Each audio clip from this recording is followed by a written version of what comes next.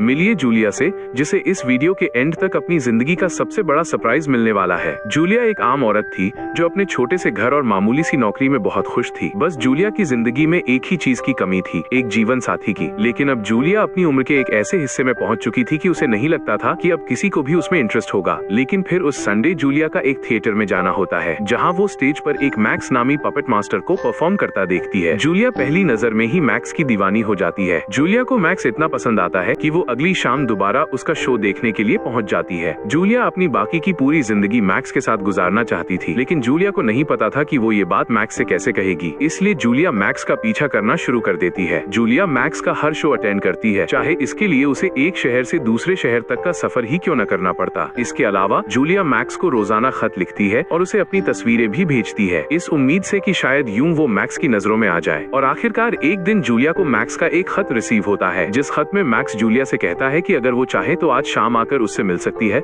लेकिन सिर्फ 5 मिनट के लिए। मैक्स जूलिया से ये भी कहता है कि जरूरी नहीं कि वो जैसा स्टेज पर दिखता है असल जिंदगी में भी वैसा ही हो। लेकिन जूलिया को इस बात से कोई फर्क नहीं पड़ता था। उस शाम जूलिया मैक्स से मिलने के लिए उसके होटल के कमरे में पहुंच जाती है, जहां वो मैक्स को अपने पपेट के साथ कमरे के एक अंधेरे कोने में बैठा पाती है। मैक्स की तरफ से कहे जाने पर जूलिया को कमरे में जहां जगह मिलती है वो वहां बैठ जाती है और मैक्स के साथ बात करना शुरू कर देती है। लेकिन इससे पहले कि जूलिया मैक्स से ज्यादा कुछ कह पाती, जूलिया को एहसास होता है कि उसके 5 मिनट पूरे हो गए हैं। इसलिए जूलिया मैक्स को गुड बाय कहकर वहां से जाने के लिए उठ खड़ी होती है। लेकिन इतने में पता नहीं अचानक जूलिया के दिमाग में क्या आता है कि वो वापस आकर मैक्स के हाथ को चूमने की कोशिश करती है। लेकिन जूलिया की तरफ से छुए जाने पर मैक्स जमीन पर गिर जाता है। ये देखकर जूलिया मैक्स को जमीन से उठाने के लिए उसकी जानिब बढ़ती है, लेकिन इतने में जूलिया को मैक्स की आवाज सुनाई देती है। सर उठाकर देखने पर जूलिया मैक्स के पपेट को बात करता देखती है। ये देखकर जूलिया को एहसास होता है कि वो पपेट ही असली मैक्स था और जिसे वो अभी तक मैक्स समझ रही थी वो सिर्फ एक बेजान पपेट के और कुछ नहीं था। ये देखकर जूलिया को इतना झटका लगता है कि वो वहाँ से भाग खड़ी होती है और फिर हमारी मुलाकात पपेट के मास्क के पीछे छुपे असली मैक्स से होती है।